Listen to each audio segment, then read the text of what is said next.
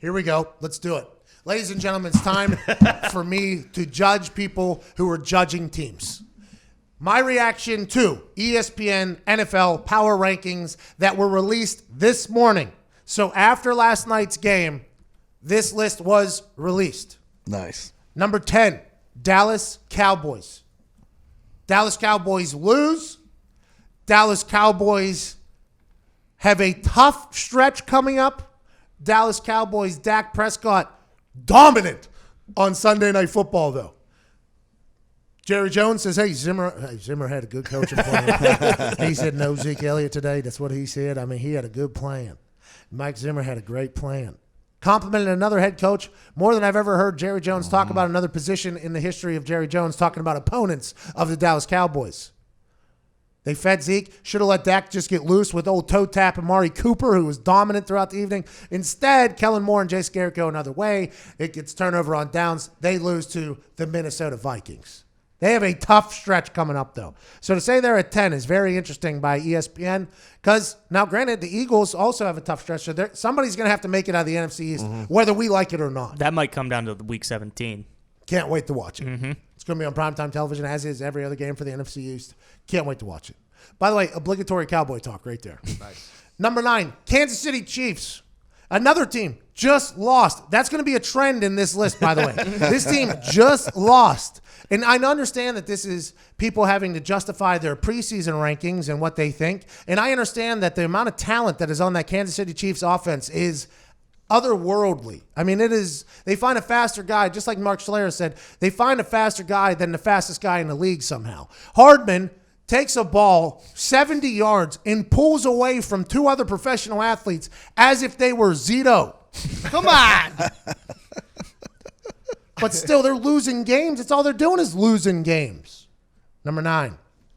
Number 8, the Houston Texans. This is an interesting one because Deshaun Watson is starting to play Michael Jordan-like football, like Dabo Swinney talked about when he was coming out of the draft. Got kicked in the eyeball, thought he lost his whole damn eye, throws a touchdown. Then goes to London Town, gets a win, has a bye, maybe that eye healed up, has some Popeye's chicken sandwiches that he talked about. Houston Texans, especially with the Colts, if we got to continue to play Brian Hoyer, AFC South looks like it could potentially be driven by H-Town, and you know what it is.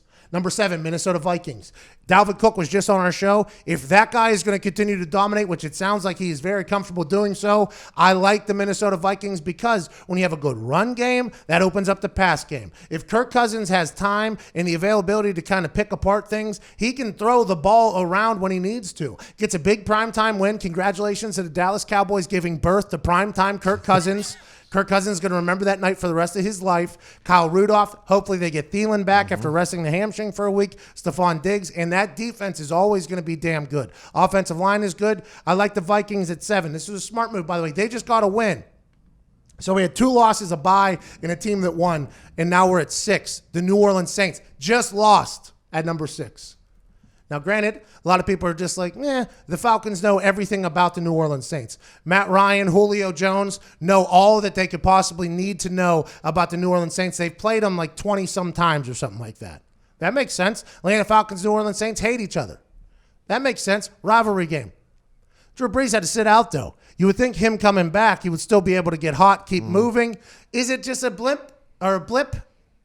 Maybe. I would assume Sean Payton's a good enough coach to get him back on track. I have faith that the Saints are always going to be good. So 6 sounds right, even though they just lost. Number 5, the Green Bay Packers.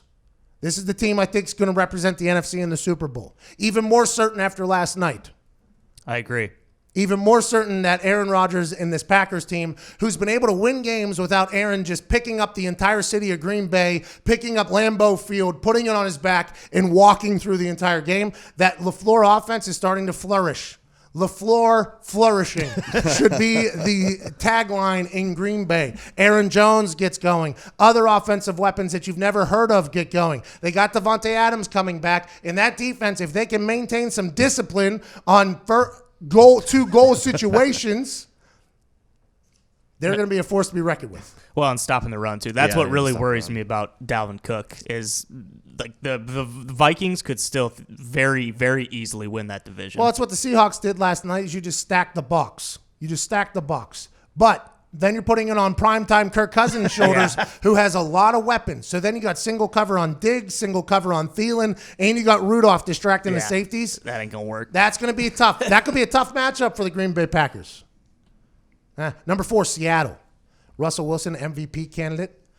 Can they maintain the defensive presence that they had last night against Jimmy G and the 49ers? That's what people are going to wonder. Can this defense be worth a single damn, is what a lot of people are wondering. Number 4 seems right, but I don't think they win it this year. But I think they're close with that team. I think they had a very good team. Josh Gordon joining them is a massive thing. Todd said that earlier. A couple big-time catches for him when he just showed up. I still don't understand if he's healthy. Like, the Patriots are so good at football, and they were just like, don't need him. He's healthy? I are him. Yeah. Injury center. You get him the hell out of here. That's insane to me.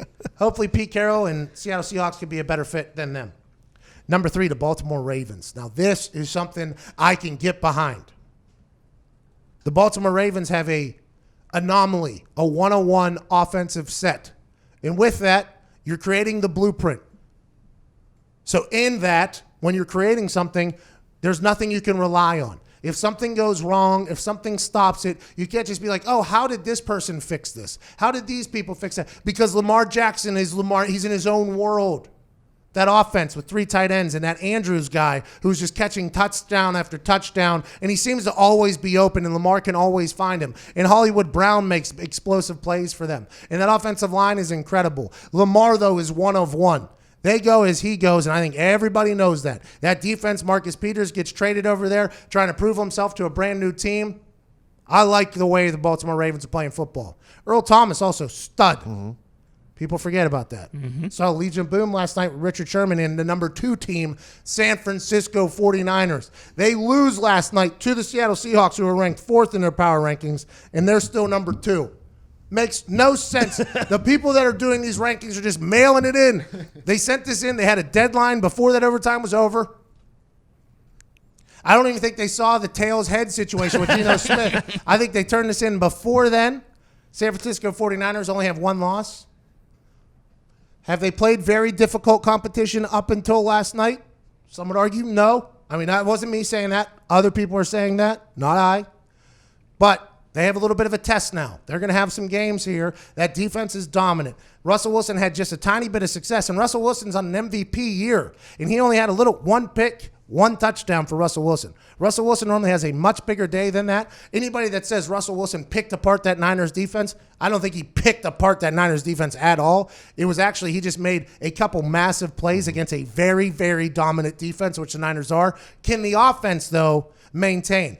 No George Kittle last night, so the person that did these rankings might have thought, like, well, their best player on offense literally wasn't there. No Robbie Gould, too.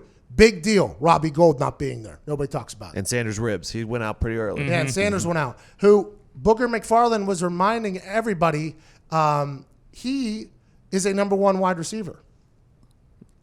He's at the end of his career, but he is a number 1 wide receiver, has been a number 1 wide receiver. So when you're a number 1 wide receiver, there's different things you have to do. You have to run different routes. You have to take different responsibilities. Emmanuel Sanders has that ability, has that experience, and he was making some plays last night before he got hurt. Yeah, same thing. He's kind of like a safety valve for Jimmy G, too, where he doesn't have to air it out. He's going to run those underneath routes and get open in the middle of the field, and that just makes everything a little bit easier. Kyle Shanahan, big brain, is going to be able to use him, too. He already has. He gets injured. Kittle's out. Maybe that's why people are like, it's still a number 2 team behind the team. This team might not have been there in this particular position for the last couple weeks, but everybody's like, we all know. The Super Bowl is played this year on Groundhog Day. Punxsutawney Phil is going to pop up out of that hole. Groundhog's going to see 7,000 drunk whites, a couple fatter whites wearing weird jackets and a bigger hat. He's going to go, not for me, dog. He's going to go right back down into his hole. They're going to say, winner coming. Well, hate to break it to you, or 6 more weeks or winter or whatever. Hate to break it to you. Whenever he pops out there and does that look for 5 to 7 seconds, even Punxsutawney Phil is going to look around and go, Patriots are in the Super Bowl again. Damn it. Just the way it goes. Patriots are coming out of a bye week.